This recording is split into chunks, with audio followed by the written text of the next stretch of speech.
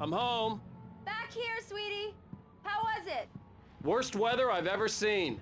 You should put some coffee on. It'll warm you up. Hey, handsome. This is gonna be a long night, but these shots are turning out great. I guess you're gonna need that coffee then. I'll go put it on.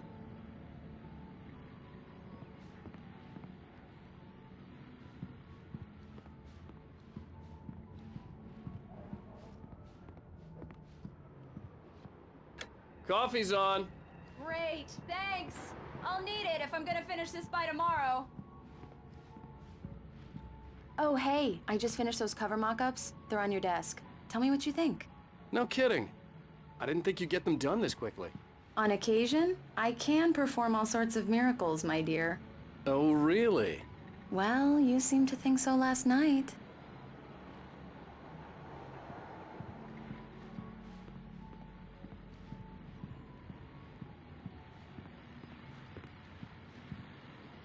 These look really good. Oh, sure, until Barry gets his hands on them. Which, by the way, will happen over my dead body. The last time was the last time. Oh, and speaking of Barry, he called. Alan! Alan, please check the fuse box. I'm right here. I'm on it, honey. Please hurry. This was a late goodbye. 13 years after I'd gotten my revenge, it had finally caught up with me. It had been a long time to bear the pain. My blood painted the snow red. A gruesome slushy dissolved all the scattered painkillers and leisurely dripped down to the sewer, mingling with the bile of the city, becoming one with it. I can see them now, my wife and my baby. Honey, I'm home.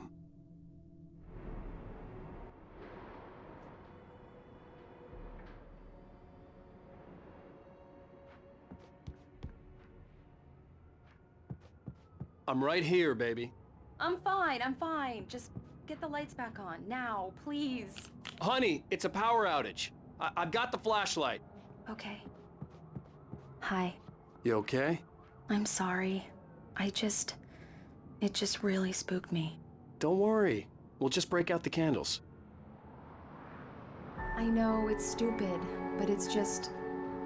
especially when I'm not prepared for it, you know? It gets to me. I love you.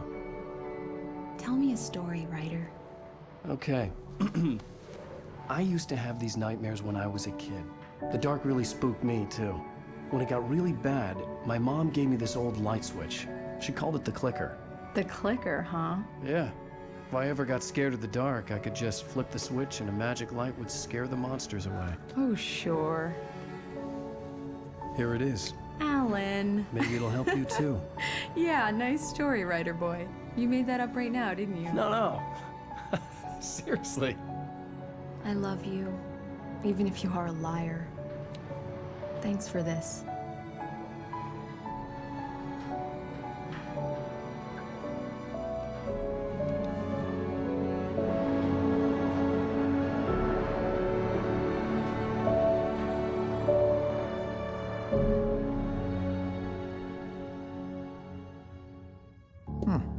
How do you feel, Mr. Wake?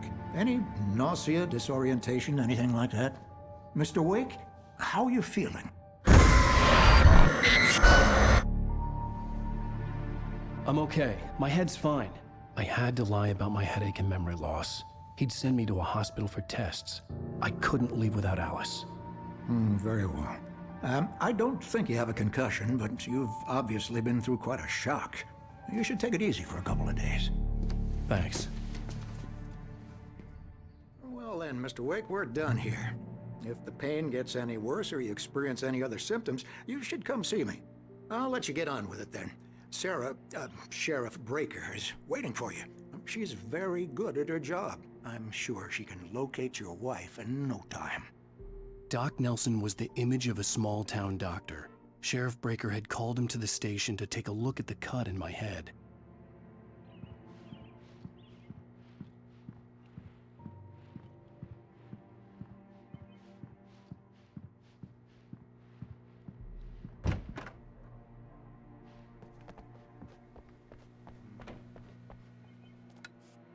Thank you for testing the lights, Miss Weaver. Everything seems to be fine.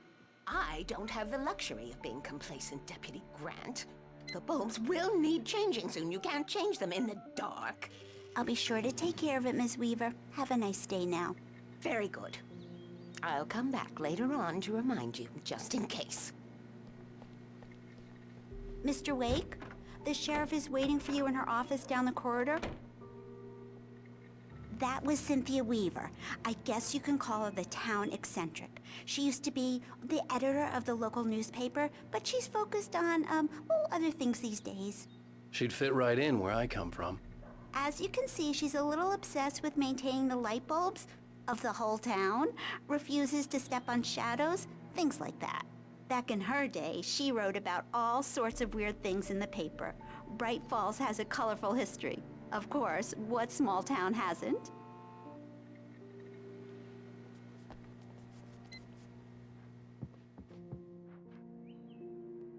Yeah, it's Mulligan here. I'm at Stucky's gas station with Thornton. There's no sign of him. Over. Wait. Yeah, this is Thornton. Look, we've located the brake float. It's here. That's some good news, right? Stucky was supposed to be driving it at the rehearsals today. Over. Oh, give me that. Mulligan here. Looks like someone really thrashed the garage. Over. Okay, roger that, guys. Keep looking for Stucky. Jane's out.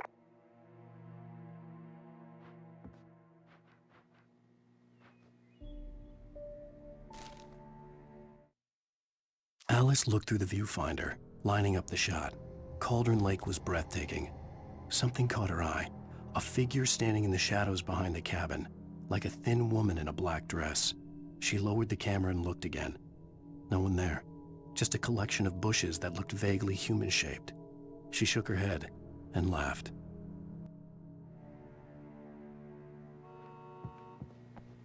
The sheriff wants to see you in her office, Mr. Wake.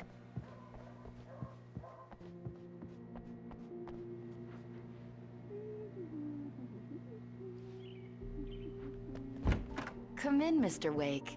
Your phone's on the desk. The battery was dead. It's charged now. Have you started looking for my wife yet? My men are already on it. Now, can you tell me what happened? I'm not sure. I can't remember. We were arguing. I walked out of the cabin. The cabin on Cauldron Lake? How did you end up at Stucky's gas station? I wanted to tell her what had happened last night, but I couldn't. She'd locked me up. Excuse me, I need to take this. Hello? Alice, please help me. Alice? Stop talking to the law. You'll do exactly what I say if you ever want to see your wife again. Who is this? Go to the back lot. There's a hole in the fence on the left. Look inside the junker. I left a little something there to convince you we're all on the same page here. After you ditch the cops, you're gonna meet me in Elderwood National Park. There's a spot called Lover's Peak. Midnight. Don't do nothing stupid, pal. We're watching you.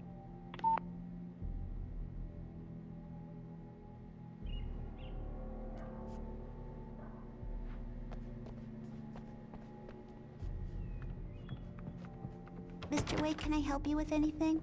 I need to get some air. The sheriff said I could go out back. Of course, Mr. Wake. You can get there through the cell corridor. Just don't mind Walter in there. He's one of our regulars. I thought he quit drinking for good. Oh, no such luck. He went on a bender and beat Danny pretty badly. He started shouting like that the moment he woke up. You can get to the back lot through that door and down the corridor, Mr. Wake. Hey, mister! Hey, can you turn the light? The light's on! The deputies, they don't understand. They won't listen to me. I need it to be bright in here!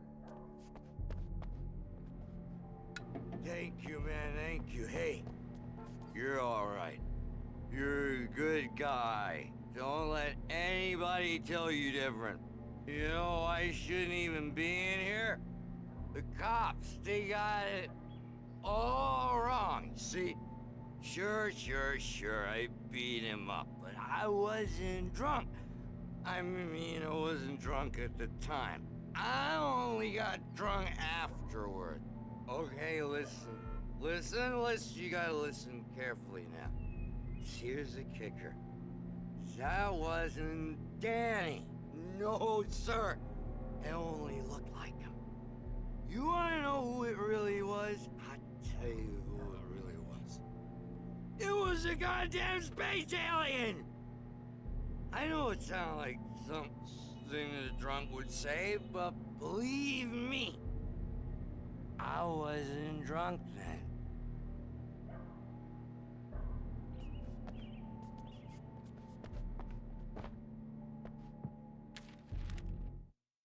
In spite of its human mask, to describe the dark presence as intelligent would have implied human qualities on something decidedly inhuman. Nonetheless, it found the one spot in the diner that was dark enough. Some light spilled into the corridor, ravaging it. But it took the pain.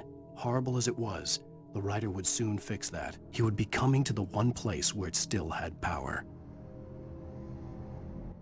I told him, oh yeah, well, I don't hear... The early morning light hurt my eyes and made my head ache. The man on the phone had said, go through the fence on the left.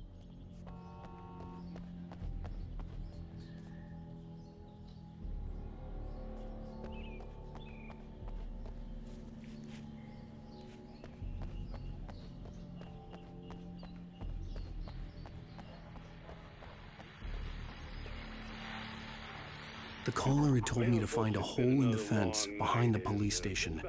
There was something for me in an abandoned car. Just one more item before I go. It's been a busy night for the sheriff's department. We've had a few broken windows, even a report of shots fired on Main Street.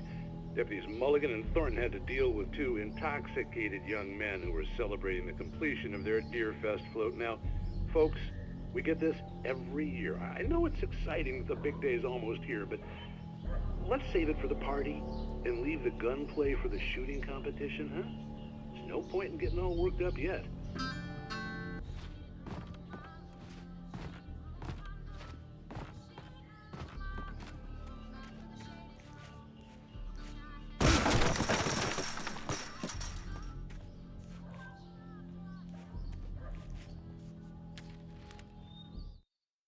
The kidnapper fired his gun one last time, and the shadow vanished into the darkness it had come from. See? Nothing to it, Wake. The thought of Alice in his hands was revolting. We stood on the wooden platform of Lover's Peak, the waterfall on the mountain behind us, the lights of the radio mast blinking red in the heights above.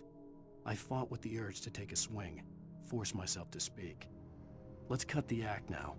Where's my wife?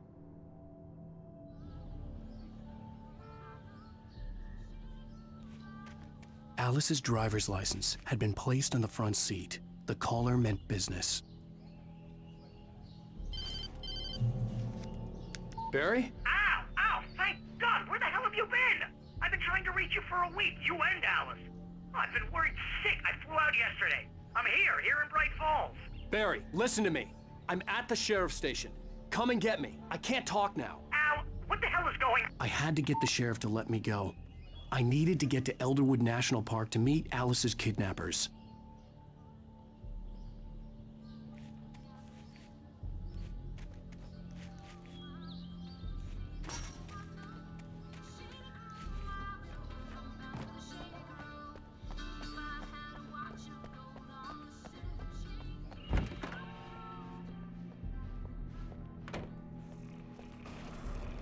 A writer is a light that reveals the world of his story from darkness, shapes it from nothingness.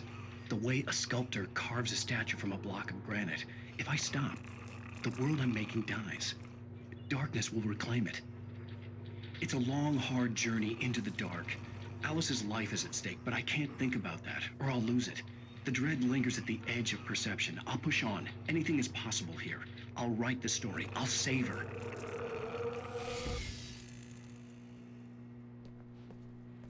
Marvelous, Sarah. I just wanted to settle all the damage the Anderson brothers might have inadvertently caused on their recent and regrettable little outing. They are not accountable for their actions, of course. I can assure you that my staff has been reprimanded. Tor and Odin never caused any trouble to anyone when they were still living at their farm. Indeed. All we can do is to slow down the progress of their dementia. Are you feeling any better, Mr. Wake? I'd like to leave. Am I free to go? Well, we still need to talk about... Am I under arrest? No, of course not.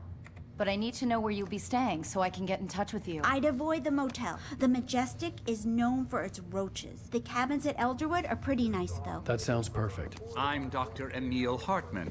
I'd like to invite you to stay at Cauldron Lake Lodge. Did you talk to my wife? I had the pleasure of discussing your situation with her on several occasions. Did you set something up with her? I invited her here.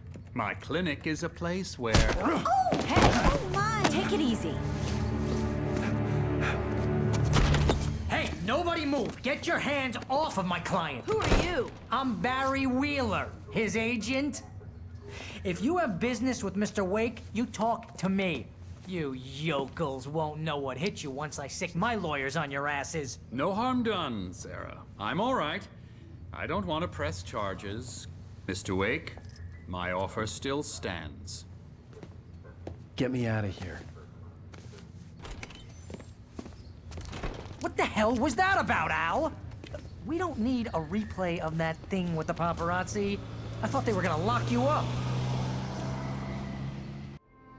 I had to talk to someone. I told Barry everything. He thought I was certifiable, but when he heard about the manuscript, I had him.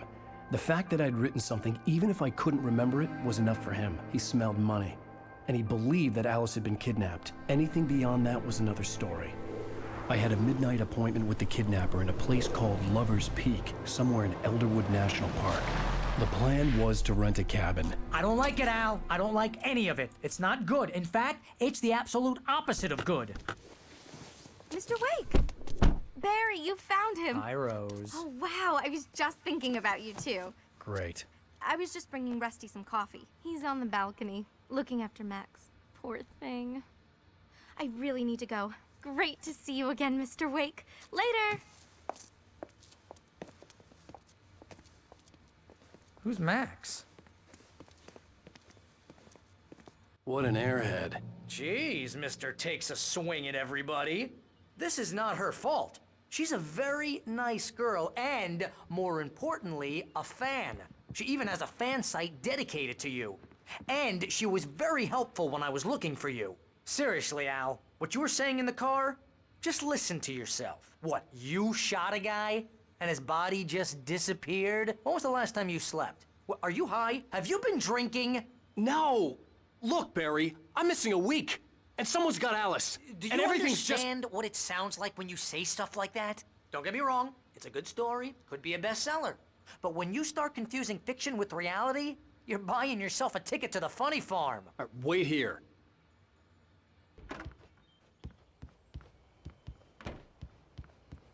Easy there, boy. I'm almost done. Hey, Rusty, right? You rent cabins. Oh, Mr. Wake. I'd shake your hand, but mine are kind of full here. Actually, I'm sorry about this. Would you mind grabbing the registration form from the desk? It's just across from Bucktooth Charlie. Okay, sure. What happened? Crazy poachers. Max here got his foot caught in a trap. They're illegal to use here. Hell, you're not supposed to hunt within the park at all. But that doesn't stop some lowlifes. Well, at least Max is gonna be okay. He got lucky. Max is still groggy from the shot I gave him, and I'd rather not leave him alone just yet. The form's on the desk across from the mammoth skeleton. Seriously, Al, you can't just go and meet a kidnapper.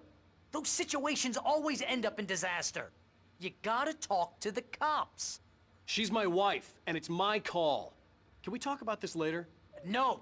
This whole thing, listen, you hit your head. I mean, geez, Al, come on. You gotta understand how crazy all this sounds. If you're trying to pull a joke on me, freak me out, it's working. Ha ha, let's have a laugh on Barry. Well, you had me going there real funny, Al. You can quit it now.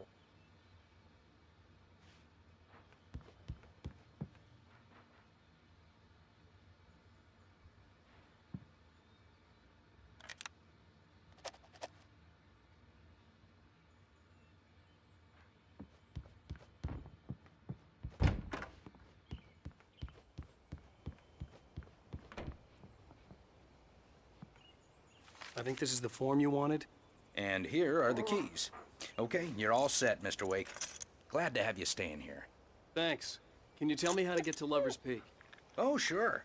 It's at the end of the nature trail. Just follow the paths, you'll get to it eventually. It's an easy walk. Nice spot, too.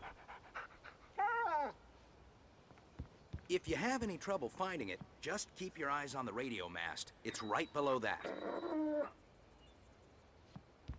Look, Al, you're asking me to believe that you shot a dude who went poof into thin air, a guy who was bulletproof until you pointed a flashlight at him. You hear that from people who end up spending time in padded rooms, strapped to their beds, wearing white shirts with too long tangled up sleeves, and eating a healthy diet of pills. Al, you make cruel jokes about people who believe that kind of stuff. You're the skeptic. You gave me an hour-long lecture on homeopathy last month. What was it? If there's no proof, it's pure bullshit. Period. Guess the laugh's on me then. Al, come on! I mean, okay. Okay, maybe something weird happened to you, okay? Well, thanks for the heartfelt vote of confidence. All I'm saying is you gotta throw me a bone here, bestseller. What would you think if it was me? There's no way you should be going out at midnight with a gun. No one asked you to come here, Barry. Either work with me on this or go straight back to New York. Your choice.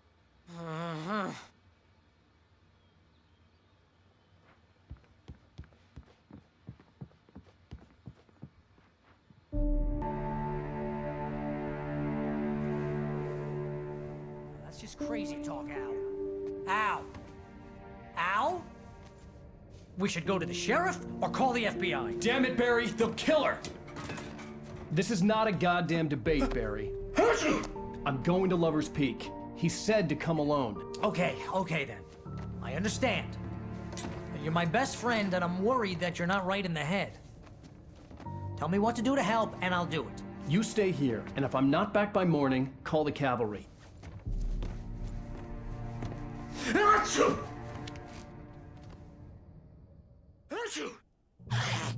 Just be careful with the natives, Al.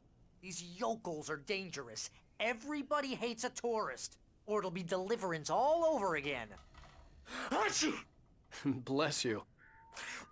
Oh, this place is trying to kill me. I'll bet there's mold in here, spores, poison ivy, God knows what. This is so not worth a 15% commission. You want to know where you can shove that flashlight? Watch where you point that thing, Al.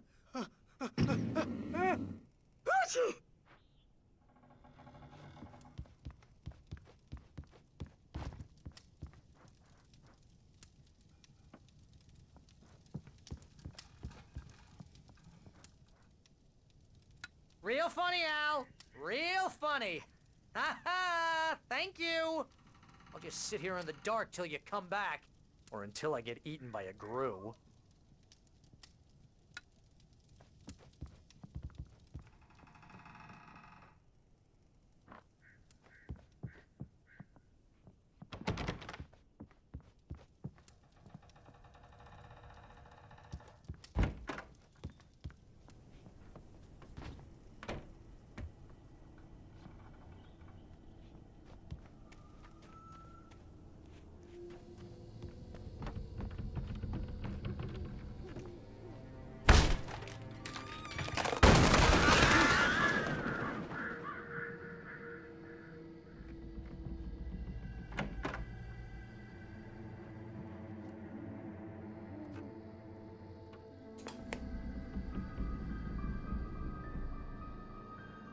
Crime and punishment.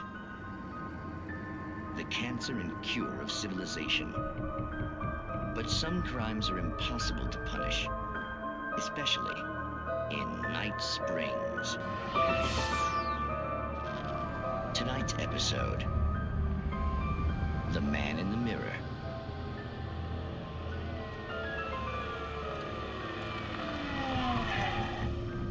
He's inside, Agent. He's a weird one. So, you're confessing to killing that guy, huh? Why? Had it coming? Yeah, but why would you do that? I mean, you're a nice guy. Normal. Took your kid to a soccer game. So how come at the game, You pick a guy and, quoting from the arresting officer's report here, assault the victim's head area repeatedly with the weapon of choice being a pair of bare fists. Wow, that sentence really flows, huh? Maybe you're not the literary type. Okay, so you mess him up. But why? Who was that guy? We couldn't ID him. Why would a guy like you do him like that? I didn't like his face? Well, you must have hated it, because you really went to town there. I mean, there's no way to tell what he looked like. No ID on him either. That must be difficult. But then we ran the fingerprints. Got a match. Your prints. Identical. Huh, how about that? Your son said you were wearing a white shirt when you took him to the game. But the white shirt is on the dead guy. It's plenty red now. You won't get away with this. Do you really think that's in any way relevant to me? I had plenty of time to talk to my boy before the cops arrived, you know? He won't stop screaming, am I right? You think he's ever gonna be okay? I left my mark, believe me. You bastard. What? You gonna shoot me? What's the point? I'm going to prison. You got me. I don't understand any of this. And you never will. Don't worry. Maybe you'll see me again, Agent. Maybe in the mirror.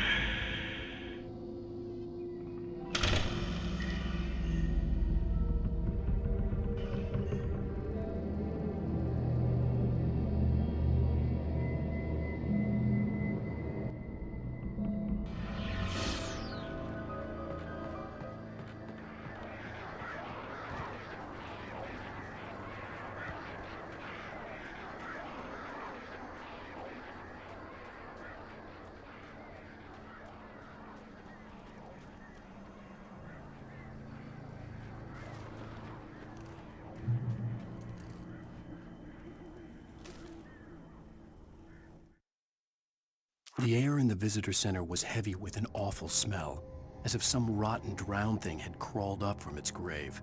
Rusty kept coughing blood. My eyes were drawn to the twisted shape of his broken leg. The attack had been vicious. Max whined in his cage. Rusty's eyes were wild with fear and terror. He gasped. "Mr. Wake, it happened just the way it was on that page."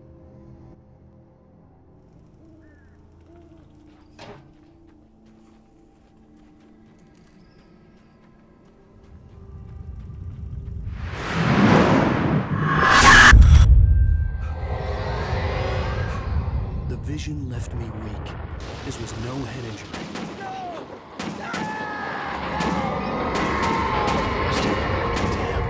Rusty, hang on! I'm coming! Please, help me!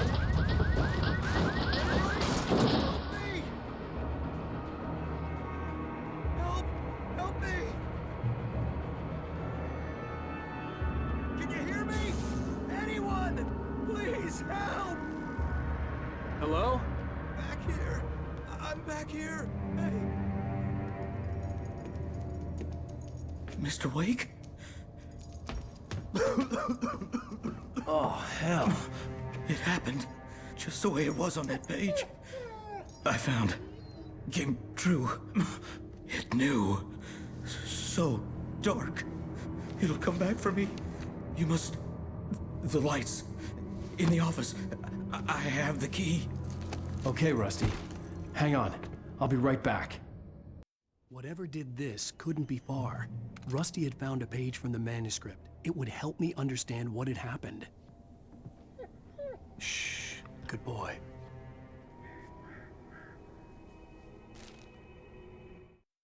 The visitor center was sturdy, but the impact turned the front of the building into splinters. Rusty was thrown across the lobby like a rag doll and hit the far wall hard. It didn't hurt until he tried to move and saw his leg bend the wrong way, felt the broken rib stabbing him on the inside. Rusty howled in pain and fear, suddenly afraid to die alone.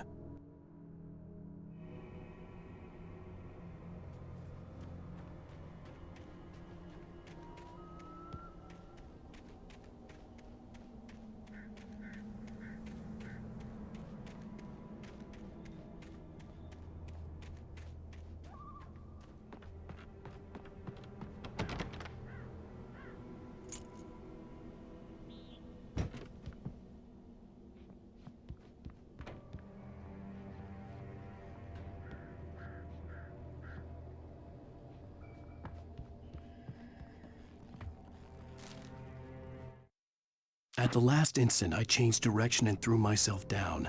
The axe splintered the trunk of a tree. I stumbled into the pool of bright light. My lungs burned. I was too exhausted to move. I tensed as I waited for the killing blow, but it never came. I raised my head. Nothing moved in the darkness beyond. For the moment, bathed in the cold light, I was safe.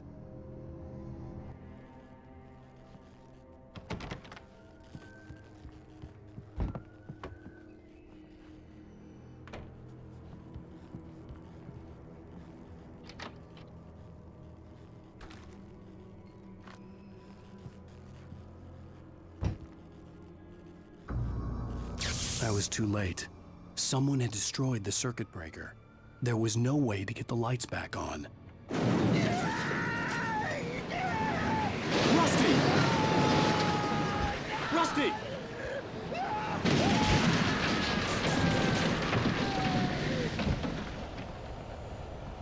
The ground was covered with oily patches that looked like liquid darkness.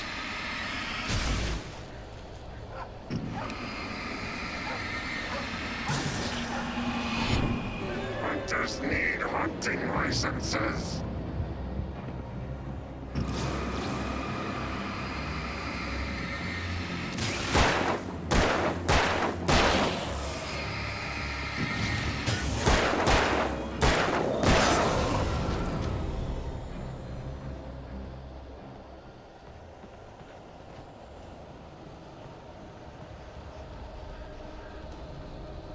Something had torn a mammoth-sized hole in the wall. Please! Don't feed the animals. Fishing is only permitted for those visitors who purchase a park fishing license. Obey the operator's instructions at all times. Rusty? Rusty, no! Never approach closer than 100 yards. To bears and wolves, never approach any other wildlife closer than 25 yards. Pets must be leashed At all times. Never leave your Pet unattended. It is against the law to remove any natural objects or historical artifacts from the park.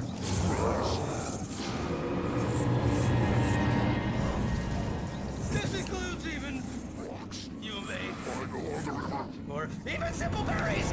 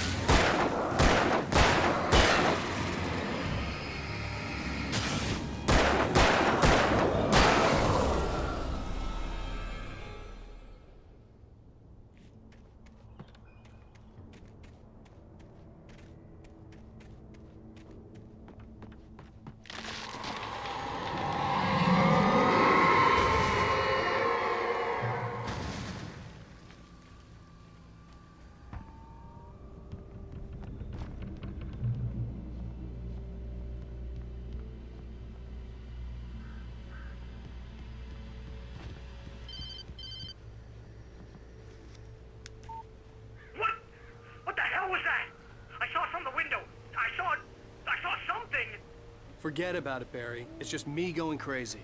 Oh, jeez. Oh, jeez. You're not crazy. I wish you were crazy, but you're not crazy. Ow, be careful. Stay in the cabin. Don't open the door for anyone. I mean it.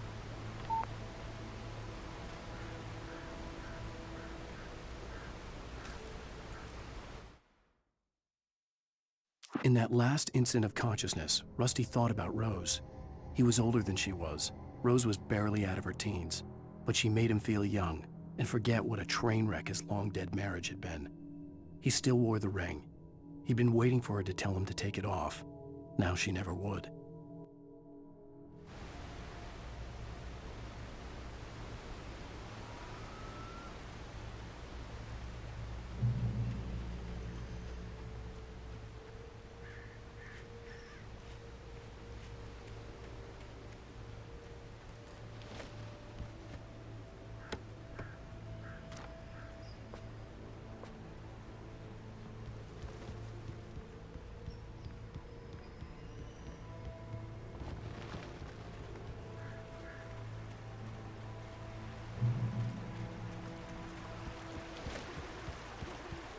Lover's Peak was at the far end of the nature trail.